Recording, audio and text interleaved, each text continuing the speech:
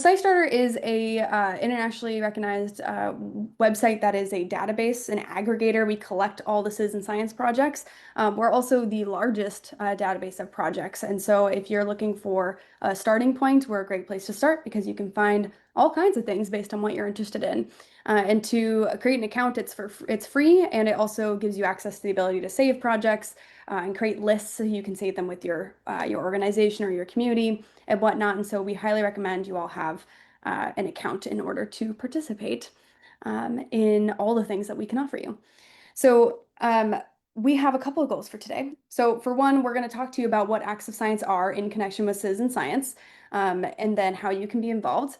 And then we'll also look forward to getting feedback from you all on what you would like to see, what resources you would like to see, what topics you want involved in these activities and beyond.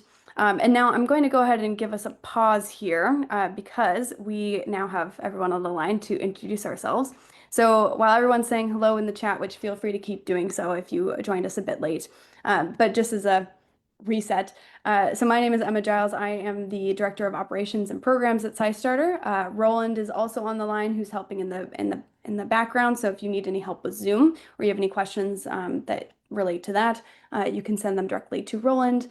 And then, Darlene, do you want to introduce yourself? Sure. Hi, everyone. I'm sorry. Yeah, it says SciStarter, real science. But I'm Darlene Cavalier, a professor of practice at Arizona State University and the founder of SciStarter. It's great to be here. Awesome.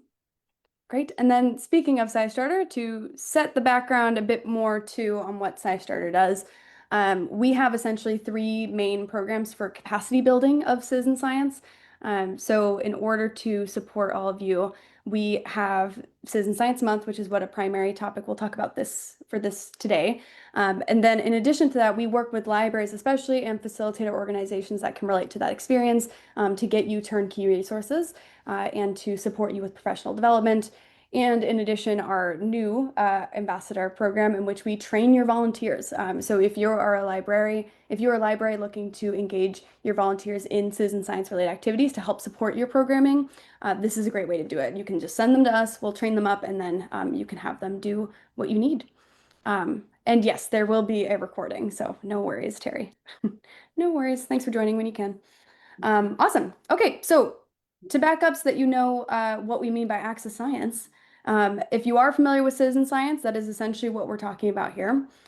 Acts of science are essentially measurable acts, contributions to ongoing scientific research. We refer to that as citizen science oftentimes, or other things as well. We talk about participatory science, crowdsourced research. We talk about community science is another term that's often used. There's a lot of options here. We're using acts of science in particular for Citizen Science Month because we are looking to build a collective impact of many acts of science to represent our impact during April Citizen Science Month. So this looks like a lot of things. You can track bird migration, you can count pollinators, you can report street flooding. We want to measure light pollution. Every single one of these actions that helps ongoing research or helps get a collective form of data for research is actually absolutely counts. And your reasons for being involved very much differs. So it might be that you know your community's interested in STEM, and so you just want another way to engage them in science, technology, engineering, and math. It might be personal. Maybe you really love birds, and so you just want to track the migration of birds. Or you just really want to be a part of NASA space science, and that is absolutely an option too. So it's for all kinds of reasons. You can find that in yourself. You can ask your library visitors for more insight onto what they want to be involved in, and it's all good information, so you can help aim things towards them. All right, so I can keep rambling on, but I do want to pause there to make sure we feel comfortable about citizen science. If you are someone who's done citizen science projects and specific projects in the past, feel free to drop in the chat what you've done in the past, and then I'll keep moving. What have you done? Are you bird people? I know for myself, I'm a big fan of Monkey Health Explorer, which is a Zooniverse project. Explorer. And I did a biodiversity inventory at the Manassas battlefield this last weekend, which was fun. What else have you done? All of the things. Give my example in there. Any other examples? Feel free to unmute too and tell.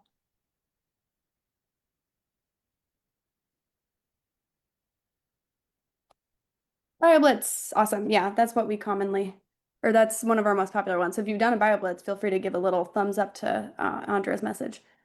Yeah, I referred to it as a biodiversity inventory for this last weekend. There's a couple of names that are used nowadays. BioBlitzes. All right.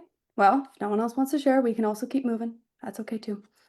Okay, great. So I'm going to switch tasks a bit to talk about why we're meeting today and with the particular purpose.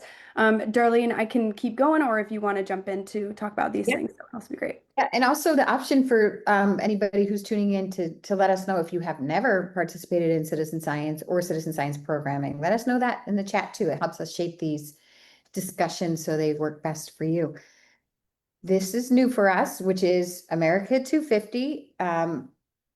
It's once in a generation, maybe once in a lifetime, but America 250 is celebrating America's 250th birthday next year, the 250th anniversary of the signing of the Declaration of Independence, of course. And thank you, Katie, for adding the information. SciStarter is a formal partner of America 250. A lot is happening next year. One of the things that America 250 is putting on is called America Gives. I think it's one of their three main pillars of activity. America Gives is an effort to, for the first time in recorded history, be able to document and measure collective impact of all the ways that people volunteer in the United States throughout the year. We have volunteering for science. In essence, that's what citizen science is. You're volunteering to do something that helps science. So because we have thousands of projects on SciStarter and we do a lot of work in measuring that, we're very fortunate that America 250 has asked SciStarter to be a formal partner with them. That means at least in April, which is really a lot of what we're focused on, in April, we have a challenge of 2.5 million acts of science. How many acts of science? How many data observations uploaded? How many data analyzed? How many people attending citizen science events at your libraries? How much can we do in April towards this 2.5 million acts of science? Then we anybody involved in that gets counted towards the America Gives effort, which is great because America 250 will be promoting, get involved in citizen science, be part of 2.50 million acts of science. So you get involved with us and you actually become part of this much larger effort that happens there. It's very simple to get involved. You add your event. If you're hosting an event, it could be a very small event. It could be for teens or families or any community that uses your library. You host an event, you register it on SciStarter. We provide resources. You can take them or leave them. If they're helpful for you, that's great. These can be promotional toolkits, and we'll get into it in a little bit. These could be program in a box ideas, or in today's call, you'll hear about a very simple way to kind of host an event that logs into and connects with a much larger event. So we do all the heavy lifting. You provide the space and the people. We do the same project together, and we help tally how many acts of science took place during that particular event. So today's discussion is to frame this within America 250. You will see a new site on our end updated that is just going to be a lot more streamlined. Right now, we're fishing around of what are we going to do? How are we going to connect so many dots? How do we organize these gazillion pieces of resources to just make it much easier for people who want to get involved? In the coming weeks, you'll see a nice streamlined, clean website. That's it. I'll pause there so I don't hog the whole thing. Unless you want to move on to the next one, I'm happy to keep talking. There you go. Okay, so we do all the heavy lifting. So this is something called Acts of Science Connected. Last year, we aimed for 1 million acts of science in April. April is Citizen Science Month. Every year this happens. This is an opportunity to shine a light on all the great things happening in the world of participatory resources. I saw some BioBlitz mentioned. Of course, City Nature Challenge is at the end of the month. Earth Day is April 22nd. Astronomy, you name it, National Volunteer Month, everything's happening in April. So it's a really easy way to hook in to things that your library already is doing or that your members and community are doing. That's what we're doing. We're not trying to create brand new things. We're trying to help shine a light on all the great things that are happening and make it much easier for people to just take their first step. That could be a librarian, first time hosting a citizen science program or event, or first time somebody even gets involved in citizen science. So last year we aimed for 1 million. And we ended up with 3 million acts of science. So we're pretty sure we're going to hit 2.50 acts of science in April. Next slide. Okay, acts of science connected. This is relatively new. You do not have to wait for April to get involved in any of this. In fact, we encourage you. I see Katie mentioning workshops in October and in November.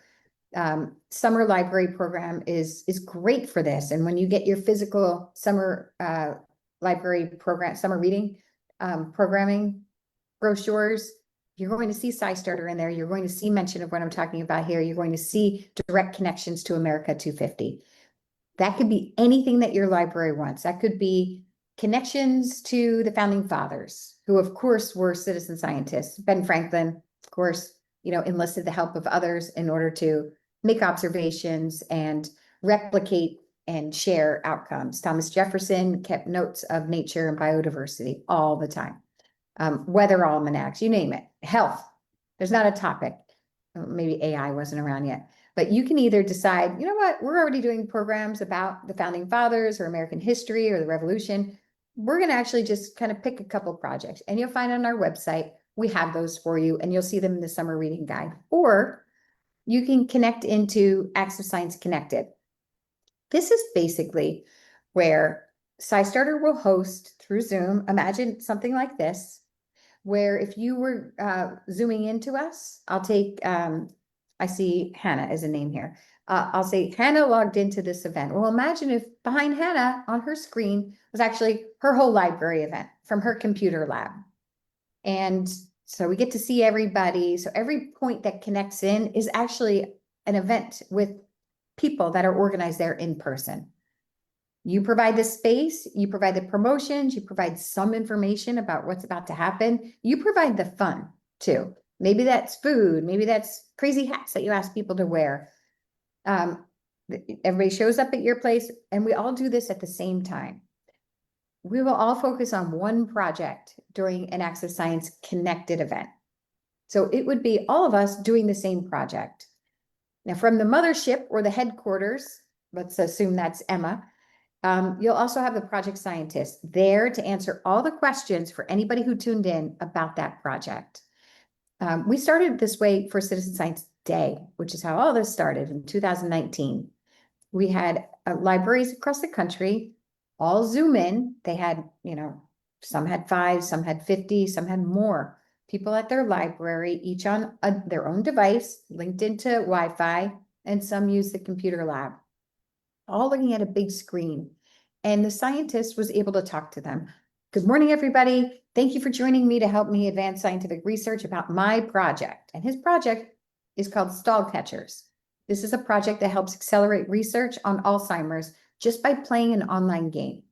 So it's not about asking somebody about their symptoms. You aren't the subject. You help accelerate by sifting through a lot of data. And the neat thing about collective impact and focusing on one project during one of these very large scale events that's easy to tap into is that people can ask questions. I don't understand. How does this help Alzheimer's research? And you have the scientist right there answering the questions back that if other people probably have the same question. Technical questions that a library might have, ask us. We're there to help. So it becomes a community doing this all together, and an invitation for anybody at home to tap into it and join us as well. Then immediately following the event, a scientist can provide some level of feedback, because we will be able to tell by the selection of our projects how much activity took place. And what that scientist in 2019 was able to report back to us was that the amount of participation in that one program equated to 3.5 months of lab work that it would have taken him and his team at Cornell to do. Truth be told, that was not just a 2-hour event. We started it, and then we kept it open and kept that project open throughout the whole weekend, because people wanted to keep doing it. They wanted to do it when they got home. They wanted to invite their family members to do it. We'll probably end up doing something like that. But in order to get everybody going at once, we'll have these synchronized events that happen with report backs pretty fast too. And all of those acts of science get counted towards that 2.5 million. What we're hoping for is, during today's call, answer some questions about this idea of this Acts of Science Connected approach. Like I said, these will happen in April. There will be at least 4 that we organize and kind of, do all the heavy lifting for, that anybody else can patch into.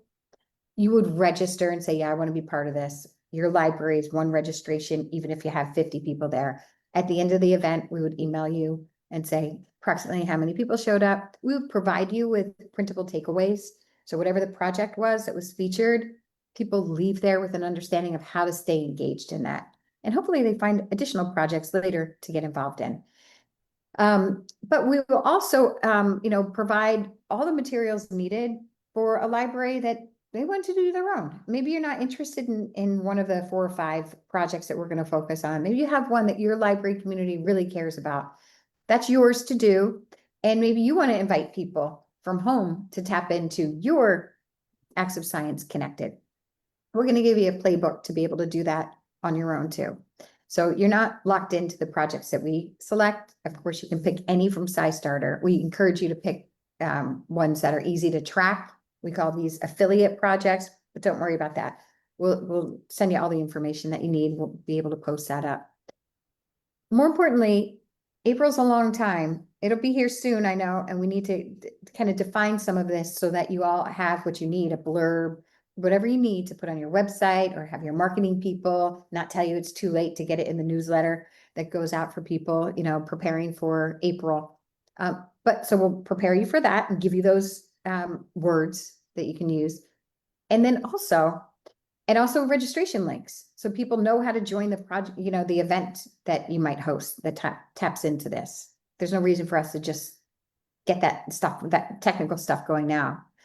But in addition to that, these are models that you can be using throughout the year. You might want to just start getting involved in hosting people and doing projects together.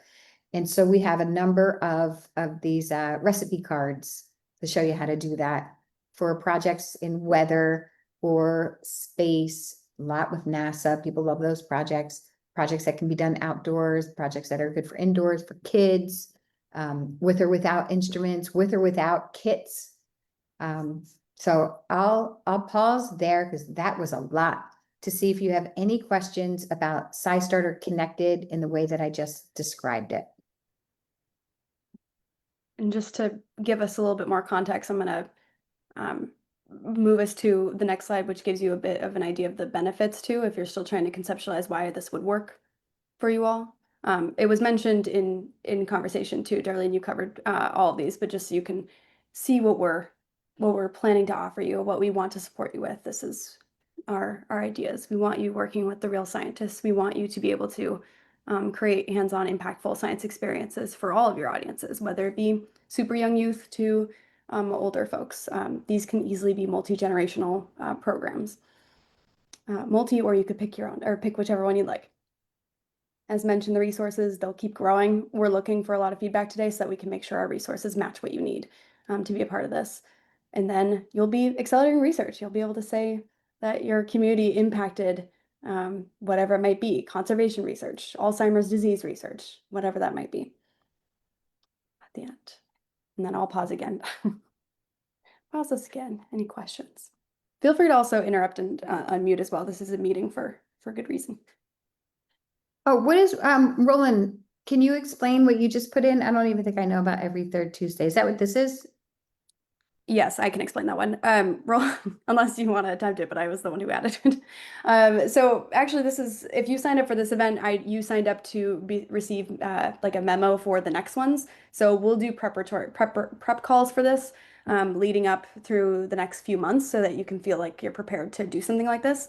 I don't want to gob on too much information now, but there is a high probability that we'll start doing these events for the public, being able to have you all participate in Access Science Connected prior to April Citizen Science Month, because it's almost like not exactly a dry run, because you can invite your folks to be part of it, but just a test for how it works for your community.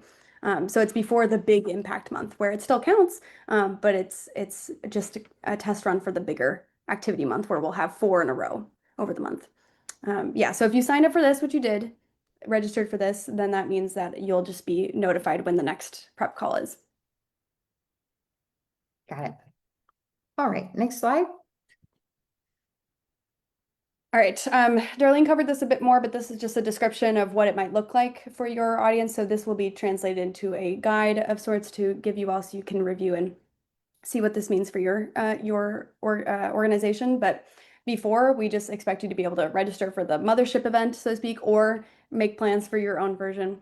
You're organizing a gathering at your library to bring people in real time, reserve the location, promote it out to your community to get people in the door, encourage signing up for a SciStarter and logging in to complete the foundations training, get people familiar with citizen science, or at least sign in so that their contributions will count towards the acts of science during that activity.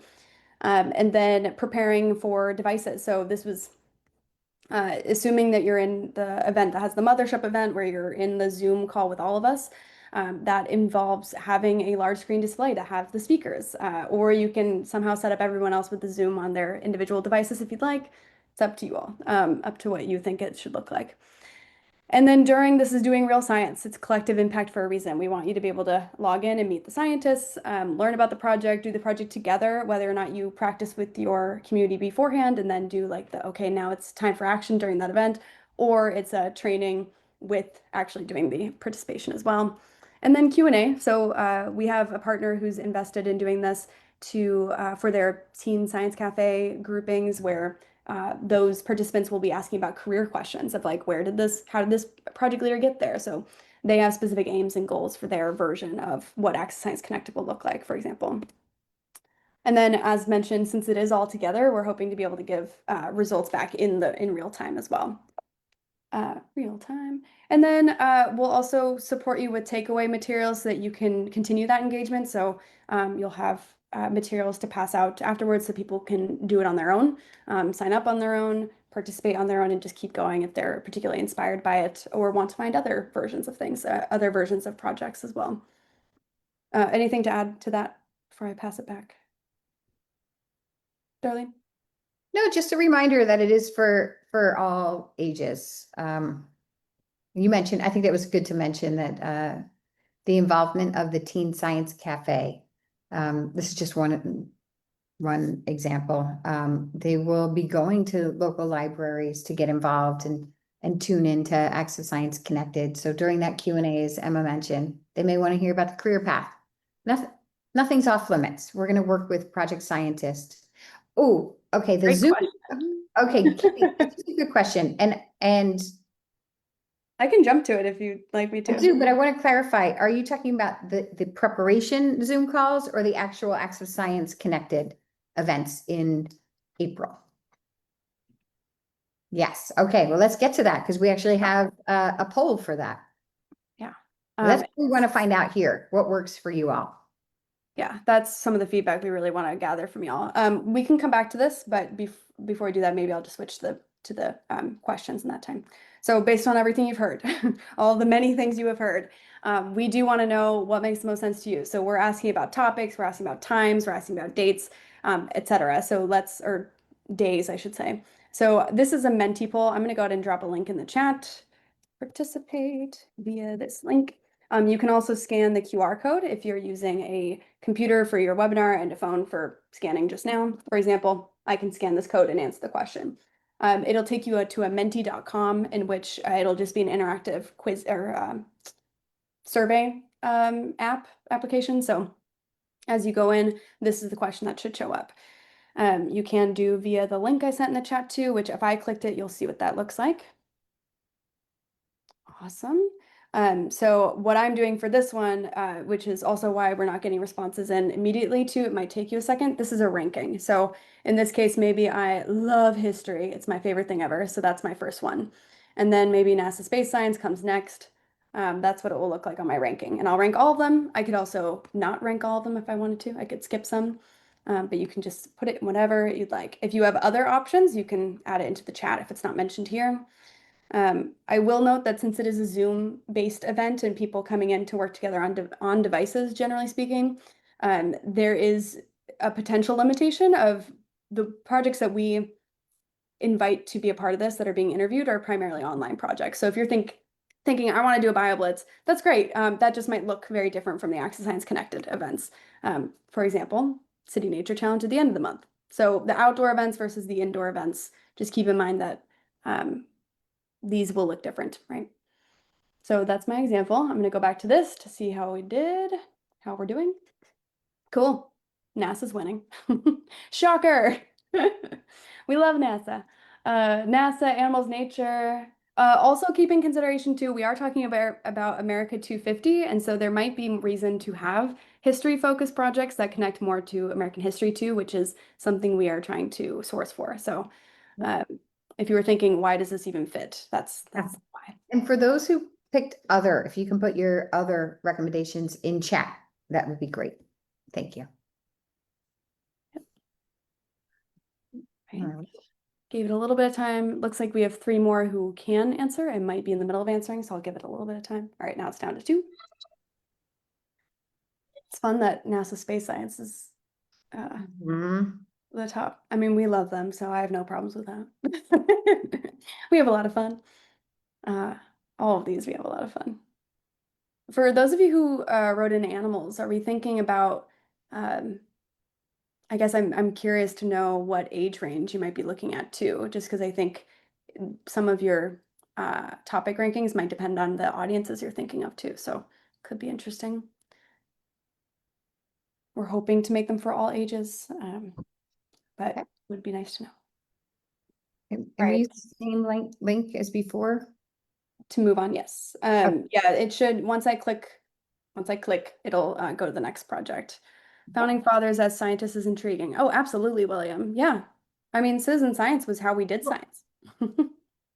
Okay, so I just have a question. So if I click the Menti link again, it takes me to the first question. Yes, I have not clicked next. Oh, got it. Okay. Yeah. For this, I think elementary age would be the primary audience among my libraries. Okay. Good information, Katie. Thank you. All right, now I'm trying to click it. There we go. All right, it should be changed now. I was letting the last Okay. couple trying Thank to you. respond. All right, so please rank the following dates in order they work best for your organization to host an Next Science Connected event in April. So this is not dates, but day of the week. So which ones make most sense for events like this? So And can I just add something to something that Katie just said? Because I will say, oftentimes when somebody sees STEM or science, they assume that it is programming for kids and teens. It can be for teens, but most of these are for 13 and up. So it's a little bit more challenging with elementary school, certainly not impossible, but usually they need an account in order to add data and share their observations to kind of make it count towards the 2.50 million acts of science. yeah, and I will say one of my hopes is to be able to provide some form of guidance for folks who are younger who can't have accounts but are very capable of doing the activity itself.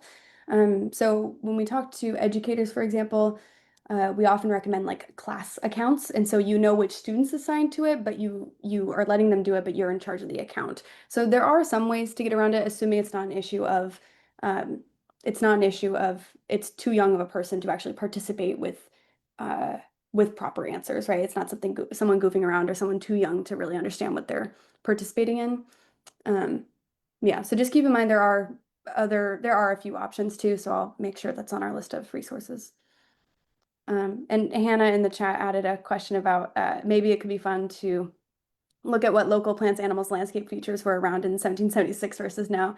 Totally. I love that idea. There are some projects that look at digitizing old records of of specimens. And so that's a really good thought. We'll keep looking for those to make sure there's something available in April. Awesome. All right. It looks like Saturdays are winners. That's great. Saturdays, Tuesdays. That's random. Why Tuesdays? If anyone has an opinion on that, feel free to share or as to why they are part of it. I'm going to go ahead and move us to the next question though. All right, so great. If it's a Tuesday or a Saturday, whatever day it might be, do we have a preference for afternoons, early evenings? And think about this in your local time. You don't need to worry about any form of translation to time zones at this point. Awesome. Okay. Early evenings. I'm curious to know if the early evening events ever involve catering, since it's over dinner time, kind of, for many. All right. Have a bit of a competition for second place, almost. Got a good half of you still to answer, so I'll give you another moment. Our libraries are always looking for ways to engage teens. Totally. All of these will be good for teens, I think, especially because they're geniuses, those little teenagers. But hopefully this will be really approachable for them because it's like doing video games, or a lot, several of them are anyway. All right. Looks like early evenings might be the winner for a little bit over half the participants.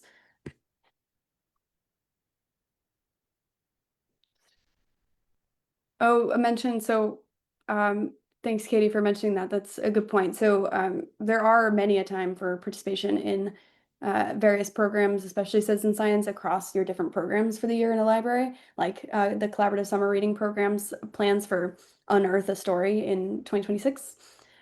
We work with them. We're actually having a webinar to talk about resources for the Unearth a Story and connections to America 250 in February. So stay tuned because that'll be a great one for you to be a part of. Ooh, okay, different answer. 6 to 8 p.m. would be an absolute sweet spot for us. Let's adults get out of work without going too late. Yeah, absolutely. And that's a 2-hour period. Perfect for this. Okay, good to know. All right, I'm gonna go ahead and hit next, giving you enough time. And then I believe this is the second to last question, actually. Which time zones are we talking to? I know I asked for your where are you calling I'm from at the top, so I have an idea of where we are, but yeah, Pacific, Eastern, Central, uh, maybe you're in Lebanon for yours, Roland, but what is our most popular? This will make the most popular one in the largest. All right, we got a lot of central folks on the call. Nice. I did see Minnesota and Missouri, I believe, is central. All right. Depends on the day of the week. Awesome. Sweet. Okay. I won't spend too much on the time with this. This is just to do a general check for that. But all right, last thing, which we might need to actually pause on before we answer. So we do want to know what resources would be helpful. However, we have a whole slide about that too. So I'm gonna, before you answer that question, I want to backtrack a tiny bit to make sure that you know what resources we're planning on. So we have professional development regularly with our library network, as well as through SciStarter with SciStarter Live, our other events in preparation for Citizen Science Month. So we'll continue doing that and offering our self-paced trainings. We have network support where we stay in contact with y'all if you're in the library network, which you totally should be if you're not already. And we have access to volunteers through our SciStarter Ambassador program. So just to keep in mind that there are more things available to you on that front. We do also for event facilitation want to make sure you're aware of the promotional toolkits that will be coming out. So Citizen Science Month has its own promotional toolkit. We will have printable takeaways about citizen science and the specific projects of these Access Science Connected, so you can walk out the door, or the audience can walk out the door with a way to continue their efforts and continue with the group. And then we'll have a calendar of events. I'm working on it right now as a template for libraries to take it and make their own version of it as well. And then the next one is just specific to our Access Science Connected, where we'll have these Zoom events. We want to be able to share outcomes with y'all so that it's not just an event where you do something and then you never learn what was accomplished by it. And we'll try to make it easy. Simple reporting forms, event surveys on how it affected or what the benefits were for you all. And all of our work as follow-on resources. And I see some things in the chat, so I'm just gonna pause really fast in case you want to talk about any of those.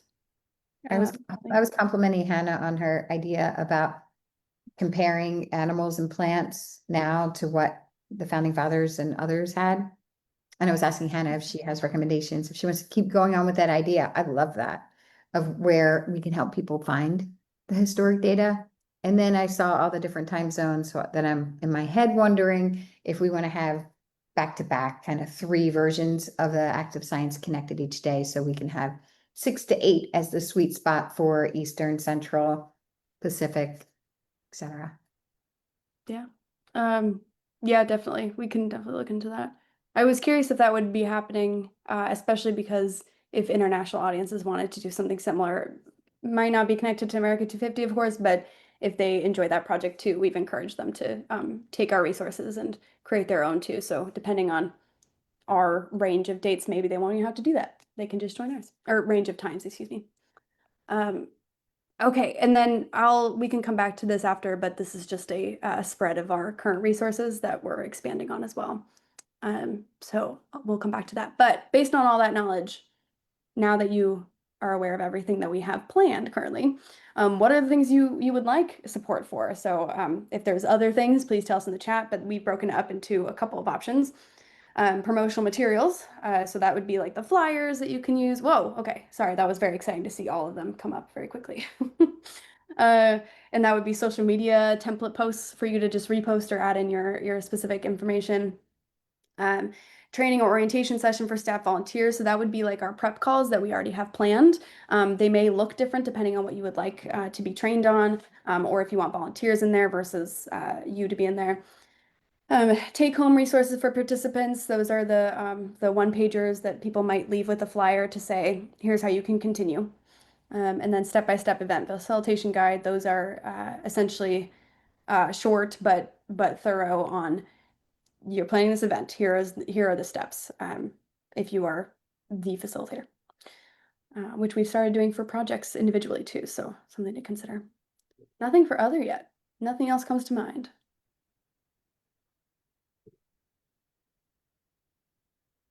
Step-by-step instructions on how to sign up for a SciStarter account. I might include that anyway. Actually, I had a quick question about that, if that's okay. Sure. When you have these sessions, do you envision people signing up for SciStarter on the fly, or is there a way to jump right into the science and then maybe encourage them and help them afterwards?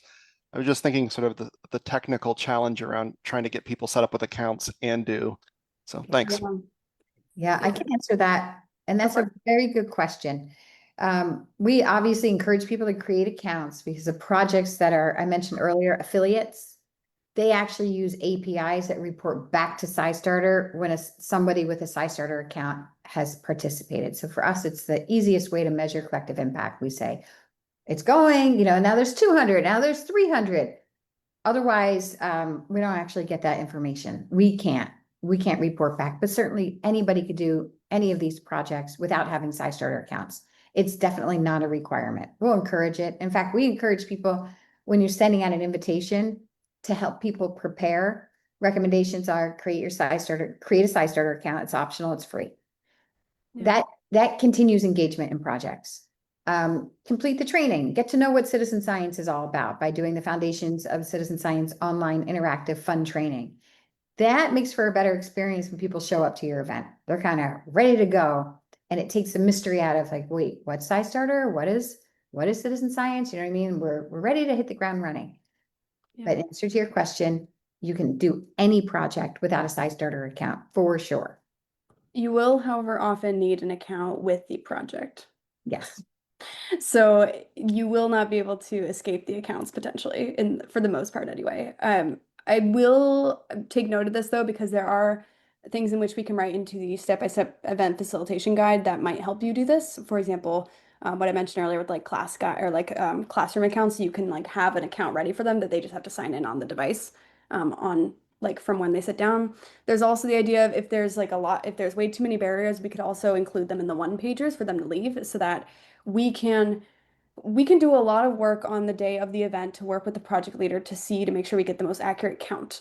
Although it might not be the easiest thing to do, it's better if we have the affiliation tracking. We can work with the project leader to get that data, but anything they do afterwards during the month of April, especially, we won't know unless they have a SciStarter account. So it could be a really nice way to say, if you want the rest of your volunteer work or your efforts to count towards America 250 or this bigger picture, your takeaway piece of paper will also include sign up for a SciStarter account so we can make sure your efforts are recognized as well. So there's a couple.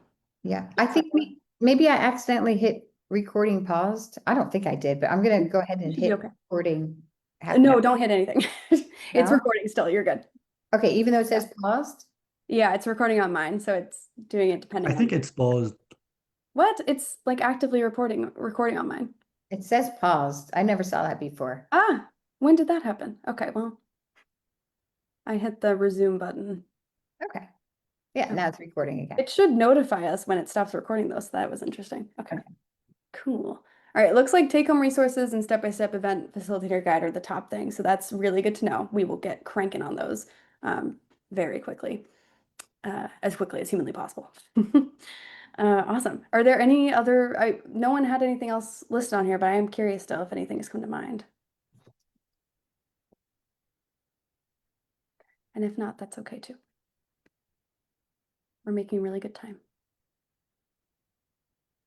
Well, actually, that's kind of what I had mentioned about, and I was just wondering, probably the answer is to do all of the above, right? Try to get people to sign up ahead of time, the take-home papers, and I don't know if there's value in perhaps saying like, okay, if you'd like to come half an hour ahead of time, we'll help get you set up with an account before we start. Great idea. So that might be something to consider, sort of in the other. Yeah. Oh, that's a great idea. I wonder if maybe the first 10 or 15 minutes, like between 6 and 6:15, we'll still have the project scientist on, but maybe that time is set for everybody getting their account set up. Because sometimes they have questions about that. And yeah, and it just eases people into it a little bit more. And then around 6:15, we just describe again like the scientific goal of the project. Yeah. It wouldn't cut into the 2-hour time. It would be maybe the first 15 minutes of it. Yeah, that's a great idea, Brian. Thank you. Emma, can you make a note of that and we'll have that as like the script for the meetings? Yeah. My screen is shared, but I'll write it down after this. Oh yeah, thank you. Yeah. Or Roland, you can write it down and then I'll just make sure I got it in my brain. But yeah, that's a great idea. I think it will be a necessary 15 minutes anyway at the top of any call, even if we didn't plan for it. Definitely. So, if there isn't anything else, or if there are other things, you are welcome to reach out to us. Thank you, Roland. Roland is also, that might be from a previous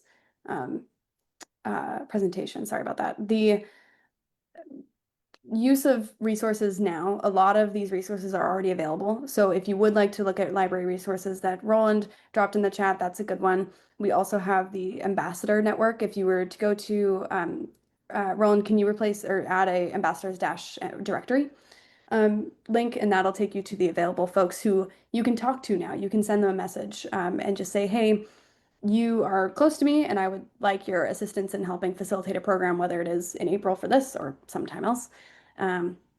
You can do any of the above to receive support too, and you can always reach out to us as well. So that's this ambassador network, which we have about, it says 160 on here. I believe we're closer to a higher number. I can't remember.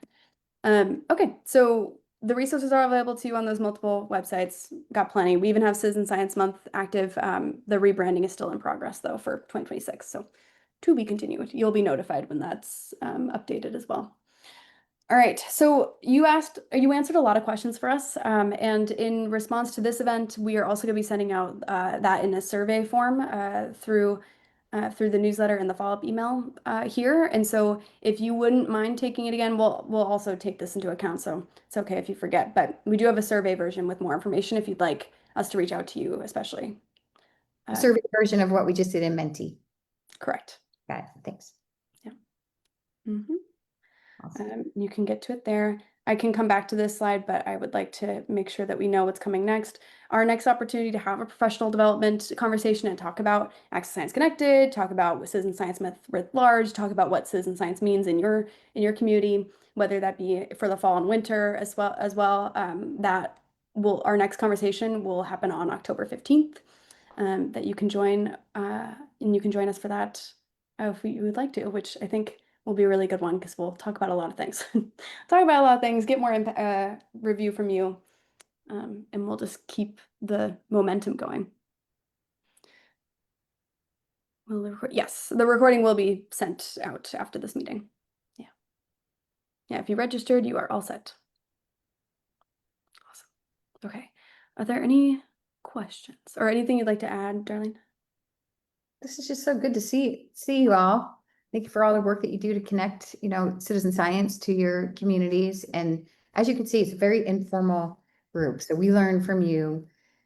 We'll be back in touch. I think one of the things that we'll do in the next one in October. Sorry, Emma, I didn't mean to take over what you had planned for them already with the Access Science Connected here in this fall and winter citizen science program ideas.